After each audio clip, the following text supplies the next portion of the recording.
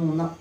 ചില കുട്ടികൾ പറയാറുണ്ട്, ഞാൻ നന്നായി പഠിച്ചിരുന്നു, നന്നായി പരീക്ഷ എഴുതി, പക്ഷെ പ്രതീക്ഷിച്ച പോലെ എനിക്ക് മാർക്ക് കിട്ടിയില്ല.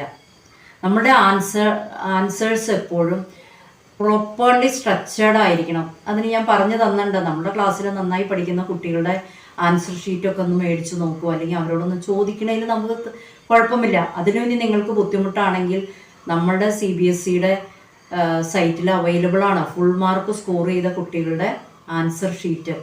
അതൊക്കെ ഒന്ന് എടുത്തു നോക്കിയാൽ നമുക്ക് മനസ്സിലാവും നമ്മൾക്ക് എവിടെയാണ് തെറ്റ് വന്നത്, എങ്ങനെയാണ് ഞാനൊരു ആൻസർ പ്രസൻറ്റ് ചെയ്യേണ്ടത് എന്നുള്ളത് ഐഡിയ നിങ്ങൾക്ക് കിട്ടും. ചില കുട്ടികളുണ്ട്, ഒരു ക്വസ്റ്റ്യൻ വായിച്ചു അതിൻ്റെ ആൻസർ അറിയില്ല, പിന്നെ മൊത്തത്തിൽ ബ്ലാങ്കായി അസ്വസ്ഥരാവുകയാണ്. അങ്ങനെ വേണ്ട. നമ്മൾ അടുത്ത ക്വസ്റ്റ്യൻ്റെ ആൻസറൊക്കെ പോയി എഴുതിയ ശേഷം തിരിച്ചു വന്ന് ഈ ക്വസ്റ്റ്യൻ ആൻസർ എഴുതാൻ ശ്രമിക്കുക. ചിലപ്പോൾ ആ സമയത്ത് നിങ്ങൾക്ക് അതിൻ്റെ ആൻസർ കിട്ടിയിരിക്കും.